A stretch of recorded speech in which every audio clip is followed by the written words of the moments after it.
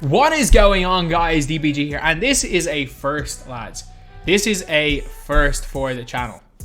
In this video, we are going to be talking about the history of MyTEAM, lads. Obviously, I'm still live on stream. By the time this video goes up, I will be off stream. I'll be uploading this video when I'm finished, but basically, I'll be recording a little bit today.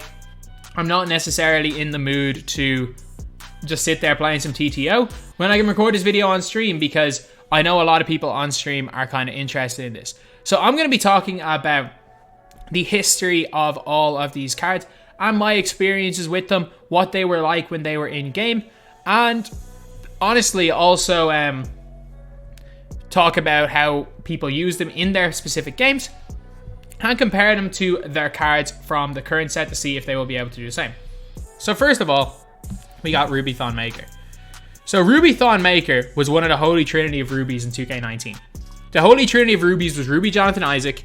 Well, it was a term I created that somehow picked up steam, but it was Jonathan Isaac, Mo Bamba, and Thon Maker. There were three rubies that you could use with the best players in the game. They were unbelievable. Thurl Bailey was a close number 4. So this Thon Maker card, he didn't have range extender. He only had like corner specialist, pick and popper. But the thing is with 2K19 5 out was that no one necessarily 5 out in 19. It was basically how people played was halfway line pick and rolls, rim running, or pick and pops in a 4 out 1 in. But the 4 out 1 in, nobody turbo cut in, so it basically became a 5 out. The thing is, range extender didn't matter nearly as much in 19. It worked for it mattered for a primary ball handler, and that was it. If you weren't a primary ball handler, if you were just a spot up shooter, unless you're pulling from fast breaks, range extender didn't matter. He had one of the best releases in the game. He had 84 speed, 82 acceleration, 79 speed ball, and 83 ball control. He could speed boost with most coaches. The big thing though with Thon Maker was that he had the Giannis crossover. The Giannis crossover is the speed boost cross. It used to be a thing in the game where you cross the ball over and you got a speed boost straight during your crossover. So people used to spam Giannis crosses up and down the floor and run him like he's a point guard. Unfortunately, when we're looking at this Thon Maker right here, not only did they nerf his speed, they gave him equally as bad defense, and bad defense stats mean more this year. They also nerfed his ball handle and gave him awful dribble sig. So you're not going to get the same. Like, it's not even going to be a similar experience. Even if you're just looking for the fun factor with Thon Maker, he's not even going to be a fun factor card. He's not good. He's not good in the game this year, unfortunately. So one of the Holy Trinity, he's gone. Then we got Jonathan Isaac, who in his respective game was 6'11", and this card's 6'10". Not the biggest deal in the world, but that year he came with 2 Hall of Fames, 3 golds, which at the time was actually not bad. But this card, like, you have to also take into account, this card came out on the 27th of April. So basically meant that this was 27th of April. Oh yeah, these were really bad packs. These overdrive packs were so bad. I just remember how bad, like, there was Duncan.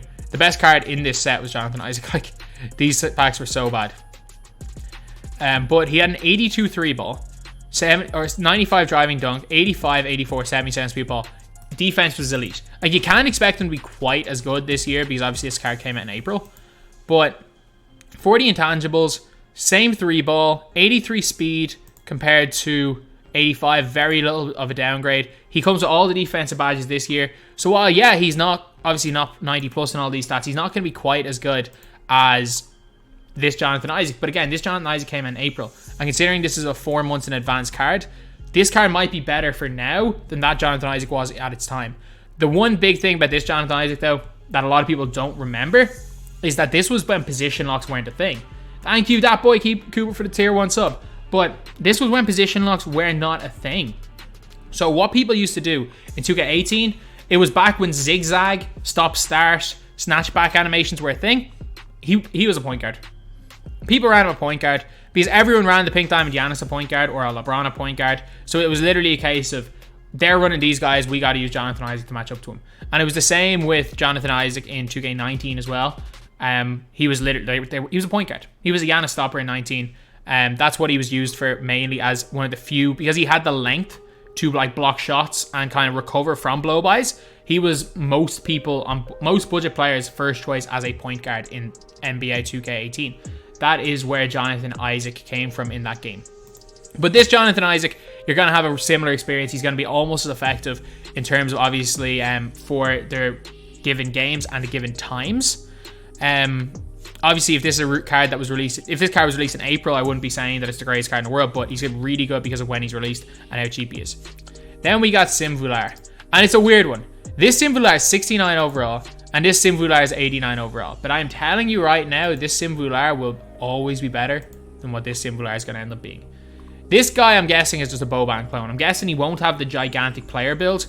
He had, for lack of a better word, he was like if you made your my player. You can't even make your my player Simular build anymore.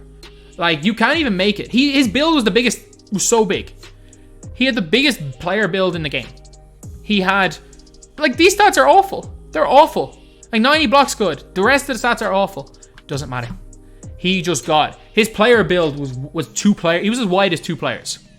It's hard to even describe Simular if you weren't there at the time. He got every rebound. He had the longest arms in the game, the widest body in the game. Nobody could run around him. Like, he had slow lateral quickness, but you couldn't run around him because his body was so wide. He just had everything. There is a reason why Simular is a legend. He was 2K20 Day 1 Mirasan before Day 1 Mirasan. His body was so wide that when he drop stepped or post spin people, he was automatically getting a basket because nobody could get back around to the other side.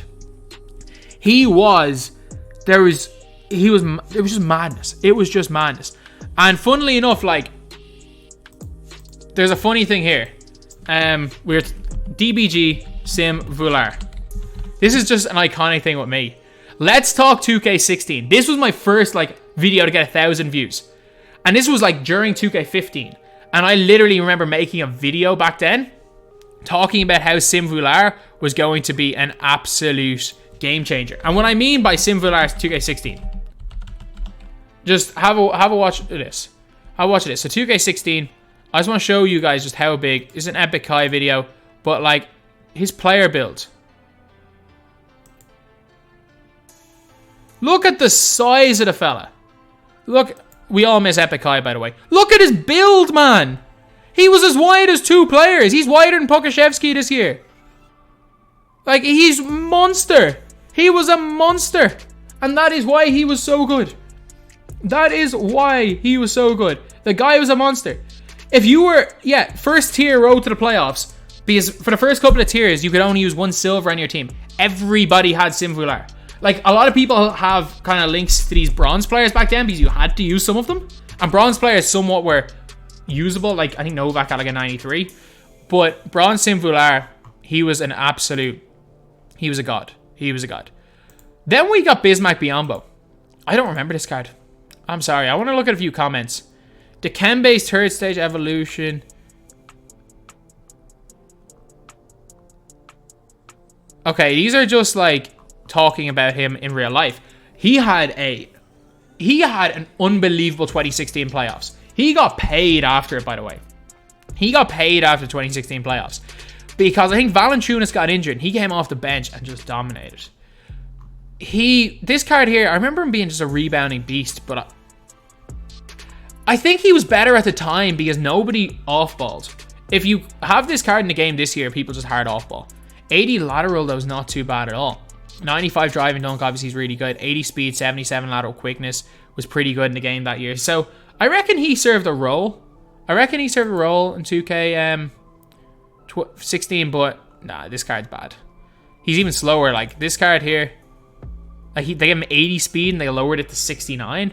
I mean, even if you give him 80 speed, he's still not good. Like, he's awful, by the way. He's unusable this year. Even if you give him 80 speed, he's not good. He's usable, but he's still not good. But this card here, I mean, served a purpose, but yeah, only really for 16. So then CP3. I'm going to say this right now. I didn't play enough of 16 to really know much about CP3. I played kind of with my own guys in 16. CP3 was not one of them. So he had 24 badges, which at the time is pretty good. But again, you could buy badges that year. But he had a 95 moving mid, 95 standing 3, 94 moving 3, 89 speed, that 97 lateral. This card would have been nice for the time. This card would have been really, really nice for the time. Bit of kind of a weird picture where they like, he's not facing the camera. Because I'm pretty sure, am I right in saying CP3 at one stage was an All-Star Game MVP? But no, he was good. This is actually a really, really good card. And then there is CP3 this year, he's a beast, man. CP3 is a beast. Giant Slayer Hall of Fame. This is only Hall of Fame match. Doesn't matter. The guy's got 37 golds. He's got everything you need gold except for Intimidator. Every other badge is perfect. Good SIGs. He's elite. He is absolutely elite. He's in that top 10 point guard range. Better if he's cheaper than 10k. He's a must pick up. Like, it doesn't matter what gen you're on. He's a must pick up, especially if you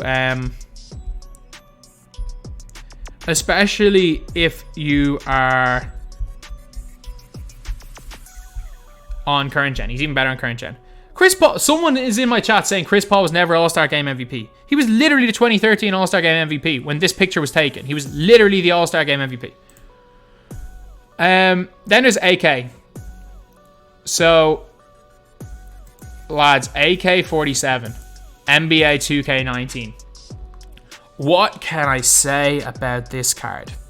What can I say that has not been said about this card? It's not that long ago. It's only 2 years ago, but I know there are a whole lot of new players came in from COVID. AK-47, 93 three-pointer, 92 driving layup, 85 driving dunk. His lowest stat is contact dunk, which is 80. All of his defensive stats are above 95 except low post defensive IQ. Badges wise, again, badges were cheap. You could put anything on him. Let's be real, everybody put range extender on him or limitless range at the time. And this is before position locks, by the way. This is before position locks. It says here, small forward / power forward. This is before position locks. You could literally play AK at point guard. And the reason why I'm mentioning it is everybody played AK at point guard. If you looked at the 250k tournaments, because this card was 1,000, it was 1,000 cards. If you collected, you got AK, and he's the best card in the game. He had the normal 4 leaner, which was the Hito leaner. The guy had the Hito leaner, hot zones, base 11. He had base 11. Don't forget base 11 was the best release in the game, especially earlier on. Especially in like around December, people realized you got separation and shot contest wasn't a thing. So it did not matter. Someone could be right beside you and you just held the square button. You were wide open every time with base 11. It didn't matter. You couldn't contest it. You could not contest base 11. Fastest release in the game. It was glitched to create separation because of how high you jumped. He was absolutely crazy good. He was the best card by a mile in the game. Like, AK 250, he came out, people got him week 1 in the game. By 250k, he was still by a mile the best card in the game. I'm pretty sure both Skip and Turnup were running AK at point guard. Maybe one of them was running Wordy at point guard, who was another base 11 player. But man, the base 11 bros, like, those guys were just different.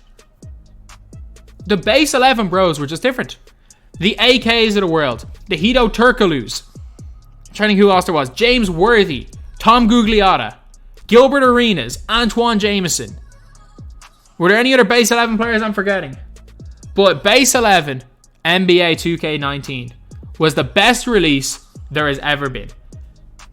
Base 11 in 2K19 was better than base 98 in 2K20. Have not used 98 this year, so I don't know about it. But base 11-19 was unbelievable. And as much as everybody wants to talk about Hito Turkoglu, and I preferred Hito Turkoglu. I had more fun with Hito Turkoglu. But AK was objectively just better. He was just better. He was a god. He was a god, lads. And this year, he's going to be a god as well. Lads. Then, Kareem Abdul-Jabbar. What happened? What have they done to you, 2K? This Kareem Abdul-Jabbar, I get it, he came out in May. But this was in a year where there was not that many high-rated players. He had 92 speed, 88 acceleration, a 74 3 ball, but everyone put a diamond shoe on him, which gave him +9. He had He could hit from the corners. He also had a 98 block, 93 lateral quickness, 95 driving dunk. I mean, you don't have to give him this card. You don't have to give him this card, 2K. This card was a beast. He was the best center in that game by a mile. He was the best center in that game by an absolute mile. But 2K, you gave him 7. He went down minus 16 in speed. Minus 43 in three-pointer. Lateral quickness minus 13. And also, Kareem had the Giannis cross. Kareem had the Giannis cross, lads, if you guys don't know. The Giannis cross from 2K19 was the speed boost cross, where you cross the ball over and you were automatically into a speed boost. It did not matter that his speed with ball was only 54. The guy had the Giannis cross, so literally it was just crossover, crossover, crossover, crossover, crossover, and if nobody got in your way, like if somebody got in your way, obviously you'd be hit with a bump steal. But if no one got in your way, you just speed boosted up the entire floor and scored with Kareem Abdul-Jabbar. He was the best center by a mile in that game. And the one reason I'm annoyed about this right here is that, look at what they did with Hakeem. We have a 94 overall Hakeem Olajuwon with a 77 3 ball. 77 speed. Like, I'd be fine with the speed situation. But just give him like a 73 ball. Give him a 73 ball because it's not like he'd be even great even with a 73 ball. It's not like anyone would use him, but this card's unusable. And this card's absolutely unusable. So, it's a pity. We went from one of the best centers, at the time, the best center in the history of my team. His equivalent in this year's game.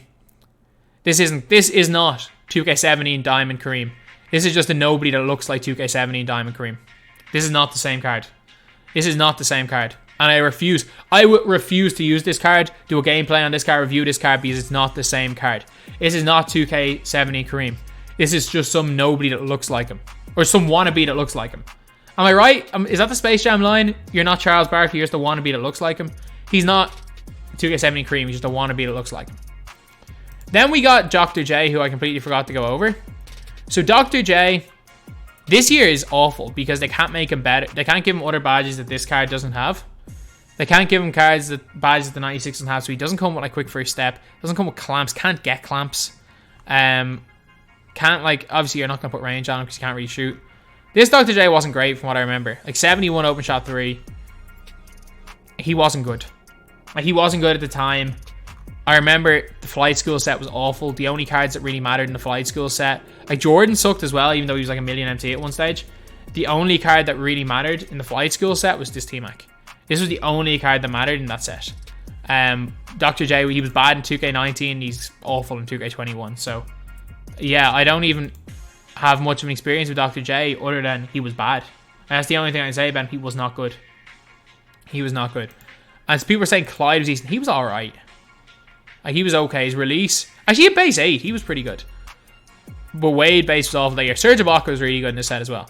But Dr. J was not it. He was not it. And, yeah, so... Dr. J was a bit of a disappointment to him because he was bad in his given game and he was also bad in this year. So then Penny Hardaway. So Penny Hardaway this year... The only problem with Penny Hardaway is... well, Penny Hardaway is basically Magic Johnson. He's basically... a 2-inch smaller, slightly better shooting Magic Johnson. They're very, very similar. No good defense badges, no good shooting badges. He's going to be alright. But this Penny Hardaway here, I hated him. I didn't like him at all. No, I don't think anyone liked him. He came out on May the 1st, so he came out late. Who else came out that day? That was Reggie Lewis Day. Hell, like, Serge Ibaka was really good from what I remember. Amethyst Serge Ibaka was really good, and his Reggie Lewis was a god. Hot zones everywhere. 88 3 ball. And this was back before position lock. So, like, I remember when these cards came out, the reason I used Penny for gameplay, and that was it. I literally used Penny Hardaway for your gameplay, and that was it. Because his release was really bad, and his release is still bad this year. Obviously, significantly better stats-wise then than he was this year. Like, look at it. Look at his defense then. 97 lateral quickness, 95 on-ball defense. And this card here, 85 lateral quickness, 70 interior, 85 on-ball defense. Like, big difference. But obviously, this card came out in May, so you can't really do anything about that. But I remember this so well because I remember talking in one of my videos, and I was like, why would you ever use Penny Hardaway when you can just play Reggie Lewis, a point guard, who is a million times better? Because Reggie Lewis was a million times better than Penny Hardaway. and there was no position locks. That is actually one of the joys of position locks, because like Penny Hardaway was beyond useless this year because you could just use a Reggie at point guard. But yeah, Penny Hardaway was he was the third best player in his own pack drop. The third best in his own pack drop, and somehow got put into the retro packs. But there are going to be a lot more retro packs in the future, I'm guessing. But Penny Hardaway, yeah, he was not even good at the time. Then Paul George.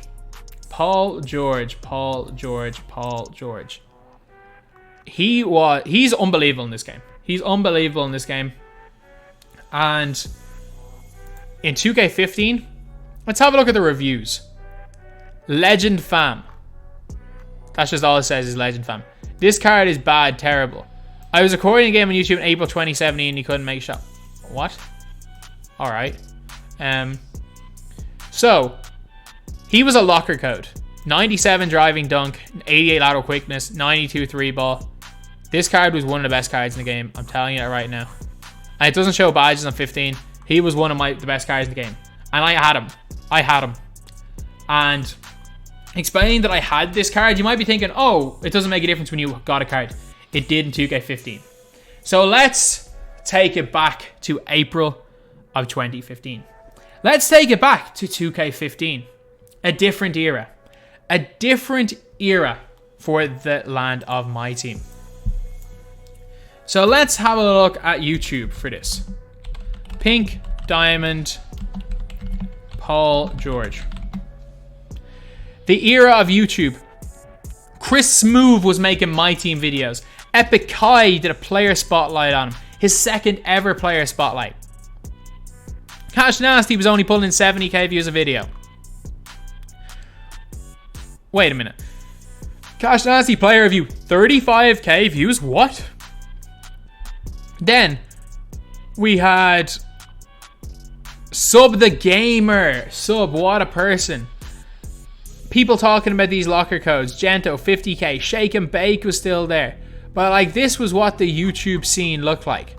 This was what the YouTube scene looked like back when this card came out. And I was a young 18-year-old lad in Ireland in my final year of secondary school or high school. So, locker codes were nuts. They were limited cards. I'm guessing there might have only been 1,000 cards of them on the market.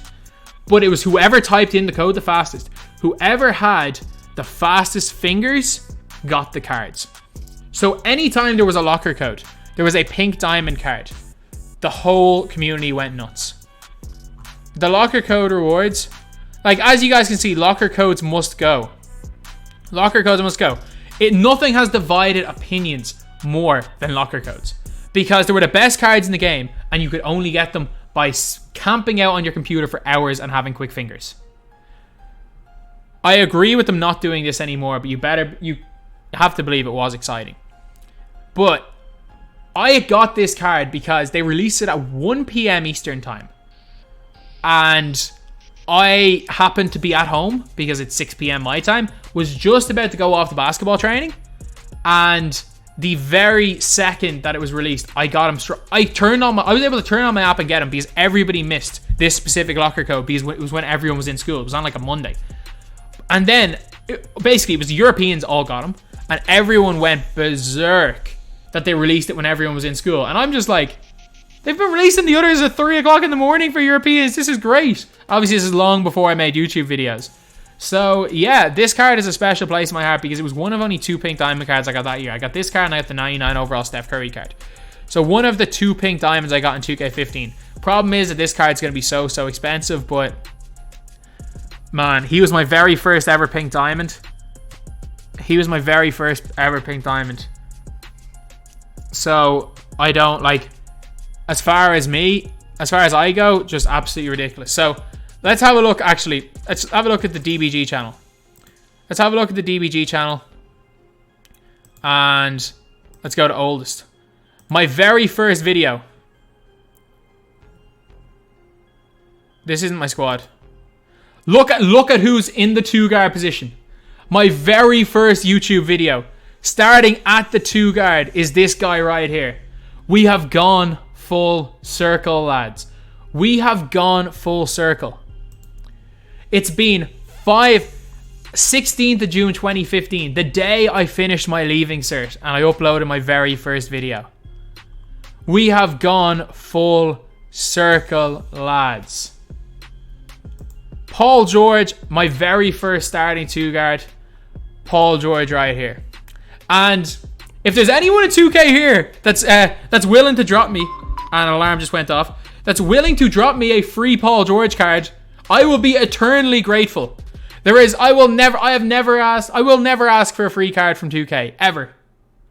This is the one I might ask for.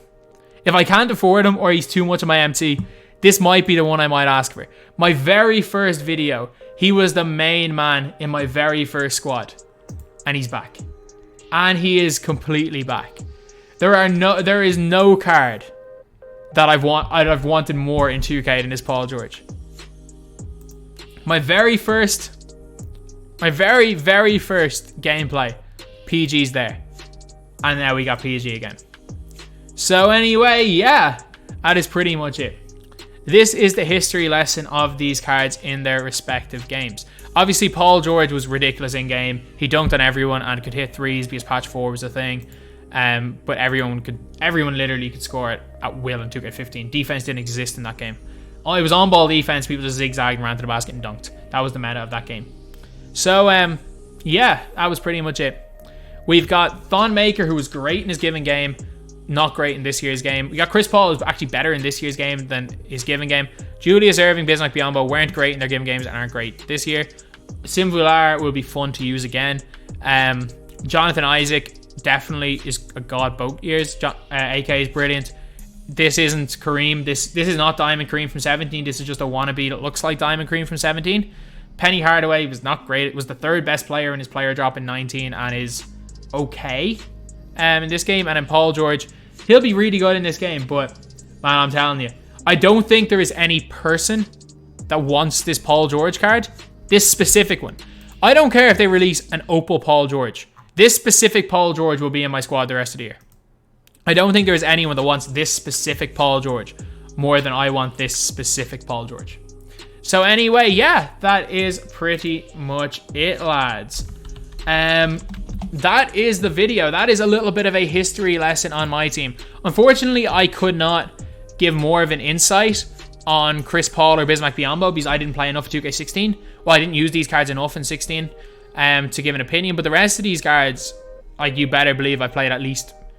Take out Dr. J. I've done a gameplay with every single one of them. But unfortunately, the 16 cards, the gems are like the Channing Frys of the world. I don't really know too much about a Biyombo or a CP3.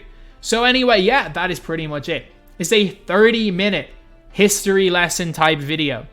And I probably will do this type of thing for every time one of these new batches of cards come out. Appreciate the fact that there are 650 people in here listening to me talk about my story about getting a locker code in 6 years ago nearly.